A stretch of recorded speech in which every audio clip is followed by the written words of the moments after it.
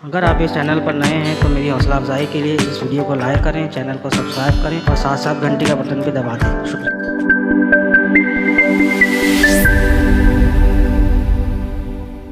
बहरहाल इसके रवैये में एक मामूली सी तब्दीली आई थी, लेकिन मैं इस लड़की की रग रग से वाकिफ था। घड़ी में तोला, घड़ी में माशा। चुनांचा मैंने इस तब्दीली पर कोई गौर न किया और ख़ुद ऑरेंज जूस का ऑर्डर देने चला गया। मैंने जानबूझकर सिर्फ 2 गिलास मंगवाए थे। वापस आकर मैं इन दोनों से चंद फीट के फासले पर खड़ा हो गया। वेटर ने अदब से गिलास इन दोनों के सामने पेश कर दिए। कौसर ने अपना गिलास उठा लिया था, लेकिन क्रिस्टीना हैरत से बोली, और तुम? इसने ये सवाल मुझसे किया था। आप लोग पिए मिस क्रिस्टीना, मैंने कहा। क्यों? तुम क्यों नहीं पियोगे? हम मालकान के सामने खाने पीने की जुर्रत नहीं कर सकते, मैंने सादगी से कहा। मगर इसमें क्या हर्ज है, क्रिस्टीना ने कहा, और फिर हम दोनों चौंक कर कौसर की तरफ देखने लगे, जिसने जूस का गिलास समुंदर में फेंक दिया था। फिर वो मेरी तरफ देखकर गुर्राई, फजूल बातों से परहेज किया करो, समझे? और इसके बाद वो पैर पटकती हुई अंदर चली गई। ये क्या हुआ? क्रिस्टीना ने ताज्जुब से कहा। कुछ नहीं, जूस पिए मिस क्रिस्टीना। लेकिन ये बदतमीजी क्या समझती है लड़की खुद को? मैं आइंदा ऐसे बात भी नहीं करूँगी, क्रिस्टीना ने कहा। इसका मूड खराब हो गया था। इसने वेटर को इशारा करके जूस का एक और गिलास तलब किया और फिर मैं क्रिस्टीना के साथ मिलकर जूस पीने लगा। काफ़ी देर तक हम दोनों रेलिंग के पास खड़े रहे। क्रिस्टीना पर फिर रोमांच सवार हो गया था और मुझे इससे उलझन हो रही थी। तब मैंने घड़ी देखते हुए वापसी के लिए कहा, ओ डार्लिंग, कहाँ जाओगे? दोपहर का खाना मेरे साथ नहीं खाओगे? सॉरी क्रिस्टीना, रात को बालरूम में। हाँ, वहाँ मुलाकात होगी, मैंने जान छुड़ाने के लिए कह दिया। मैं तुम्हें बुलाने आ जाऊँ? नहीं, मैं पहुँच जाऊँगा, मैंने एक तवील सांस लेकर कहा। और फिर हम दोनों वहाँ से चल पड़े। मैंने यूसुफ अली केबिन का रुख किया था। कौसर को वहाँ देखकर मुझे हैरत हुई। अजीब लड़की थी। इसके चेहरे से किसी तरद्दुद का इज़हार नहीं हो रहा था, बल्कि जब मैं केबिन में दाखिल हुआ तो किसी बात पर हंस रही थी। फिरोज साहब भी हंस रहे थे। ऐसा लगता था जैसे कोई बात ही ना हुई हो। ओह आओ भाई, जल्दी आओ सरफराज। ये यूसुफ अली तो बहुत खतरनाक बिजनेसमैन है। सारे कारोबारी दाव पेच इसने मेरे ऊपर आजमा डाले हैं। ऐसा लगता है जैसे इस जहाज़ पर मेरी शतरंज की लाइफ ख़त्म हो जाएगी। जी, मैं मुस्कुराता हुआ आगे बढ़ गया। बैठो। फिरोज साहब ने खुद एक कुर्सी मेरे लिए खींच दी। मैंने डरते डरते कौसर की तरफ देखा। इसकी होंठों पर अब भी मुस्कुराहट थी और वो पूरी तरह शतरंज में उलझी हुई थी। क्या हुक्म है? मैंने बिसात को गौर से देखते हुए कहा। अरे भाई, क्या हुक्म देंगे? देखो किस बुरी तरह घेर रखा है इस शख्स ने। मेरा ख्याल है ऐसा नहीं है। मैंने मोहरों को देखा। अब तुम भी मजाक उड़ाओगे? क्या रह गया है अब? मुदाखलत की इजाज़त है? मैंने पूछा। हाँ हाँ, चलाइए, आप भी तीर चलाइए। यूसुफ अली बहुत खुश नज़र आ रहे थे। एक छोटी सी गुस्ताखी, मैंने एक मोहरा आगे बढ़ा दिया। ओह हो, कोई बात नहीं, कोई बात नहीं। यूसुफ अली ने मेरा चैलेंज कबूल करके पैदल को आगे सरका दिया। मैंने एक मोहरा फिर आगे बढ़ा दिया। है, ये चाल कहाँ से निकल आई? मियाँ हाथ की सफाई तो नहीं दिखा गए? यूसुफ अली चौंक कर बोले, और इस बार वो सोच में पड़ गए। कौसर भी बहुत गौर से बिसात देख रही थी और ख़ुद नवाब साहब मेरी इस चाल को समझने की कोशिश कर रहे थे। यूसुफ अली ने वही सोचा जो मैंने ये चाल चलते वक्त सोचा था, और यही सोच गलत थी। इनके चाल चलते ही मैंने अपनी चाल चल दी और नवाब साहब जोश से उछल पड़े। बच्चों, यूसुफ अली, हा हा हा हा, क्या हो गया? ये क्या हो गया? यूसुफ अली आंखें फाड़े बसात को घूर रहे थे और फिर इन्होंने मेरी तरफ देखा। माशाअल्लाह, माशाअल्लाह, वाहिस्ता से बड़बड़ाए। क्या हुआ यूसुफ अली? लेकिन अब यूसुफ अली सिर्फ मुझे घूर रहे थे। फिर उन्होंने नवाब साहब को देखते हुए पूछा, कौन है ये बच्चा नवाब? कौन है ये? मैं तुमसे इनका तारुफ करा चुका हूँ। नामुमकिन था। मुझे ये बताओ, ये कौन है जो सिर्फ 3 चालों से शतरंज की बिसात पर रख सकता है? मैं इसके खेल के बारे में आपको बता चुका था यूसुफ अली। कौसर इस दौरान खामोश रही थी। तंगदिल भी थी ये लड़की। इसकी निगाहों तक में कोई एहसास न जागा था।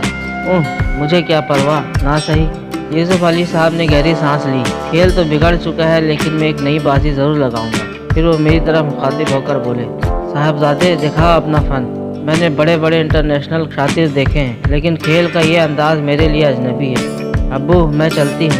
कुर्सी खिसकाकर कौसर खड़ी हो गई। शायद इसे मेरी तौसीफ के अल्फाज पसंद नहीं आए थे। नवाब साहब ने इसे रोकने की कोशिश नहीं की। दूसरी बाजी लगी और मैंने इंतहाई महारत से यूसुफ अली को शिकस्त दी।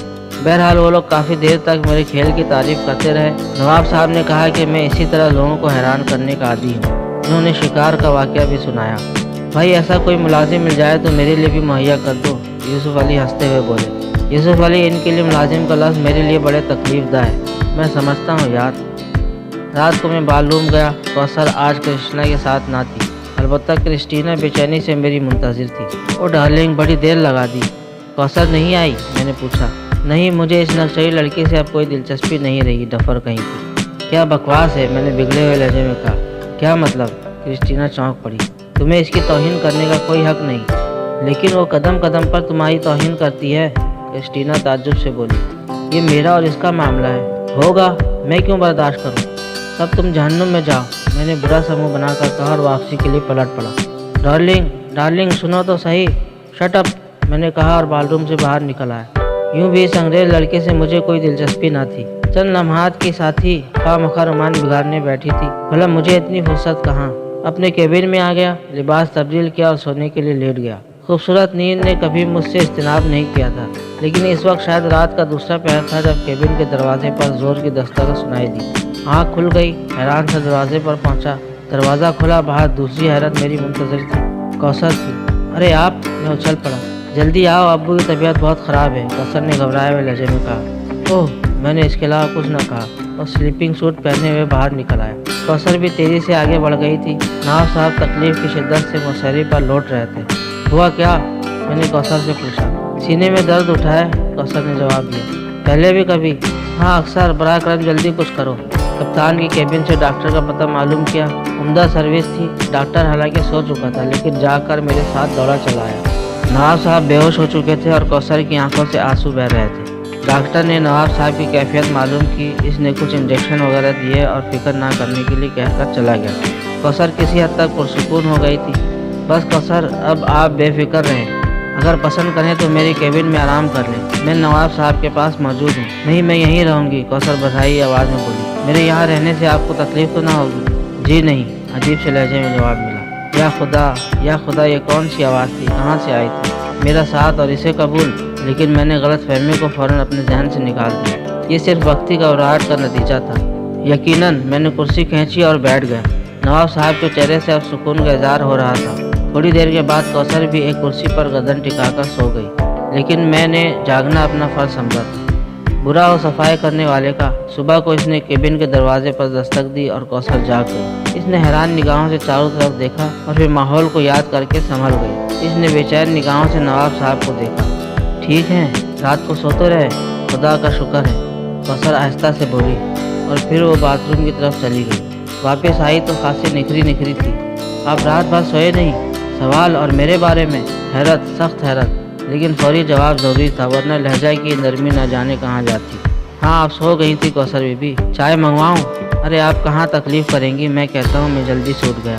कुछ खाने को भी मंगवाइए, मुझे भूख लग रही है। जी बेहतर। मुझे इस लहजे पर इस कदर हैरत थी जिसके लिए अल्फाज का तय्युन मुश्किल था। सोचने समझने की सलाहियतें गुम हो गई थी। मैंने वेटर को नाश्ते का आर्डर दिया और वापस आ गया। कौसर निढाल सी एक कुर्सी पर बैठी हुई थी। इसकी आंखें रात की बेआरामी की वजह से सुर्ख हो रही थीं। मैं कुर्सी पर आ बैठा। ये हकीकत थी कि मुझे इस लड़के से नफरत नहीं थी। इसकी हरकतों के बावजूद मैंने इसके बारे में कभी बुरे अंदाज से नहीं सोचा था। इस वक्त भी इसके रवैये से मैंने कोई गलत नज़रिया नहीं कायम किया था। बहरहाल वो एक इंसान की बेटी थी। बाकी रही मुलाजमत वगैरह, तो इसके बारे में आप खुद अंदाज़ा लगा सकते हैं कि इसकी मेरी निगाहों में क्या हैसियत हो सकती है।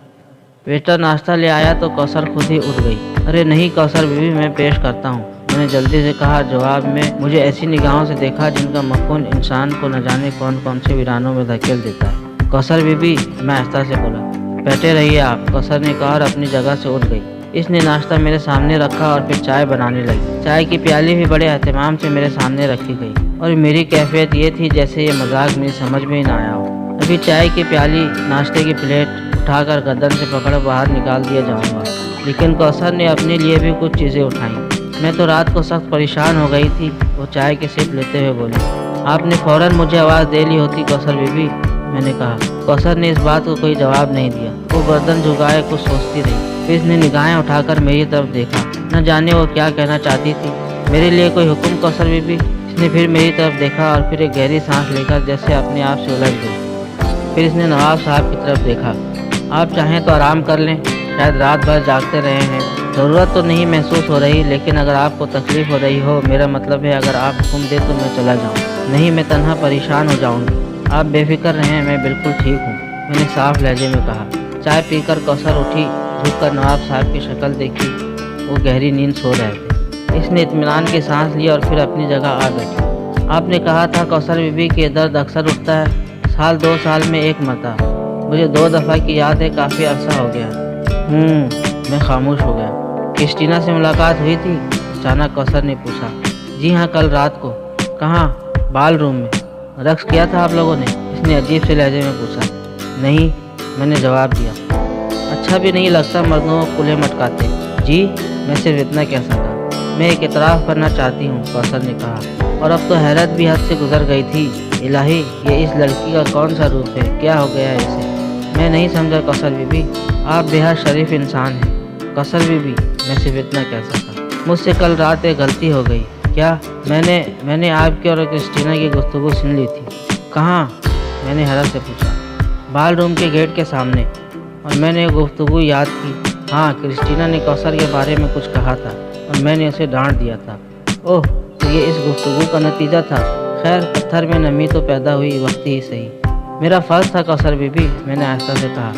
تب نواب صاحب کی آواز سن کر ہم دونوں چونک پڑے۔ انہوں نے کرا کر ایک کروٹ بدلی تھی اور پھر انہوں نے آنکھیں کھول دی۔ ہم دونوں جلدی سے ان کے قریب پہنچ گئے۔ کیسی طبیعت ہے ابو؟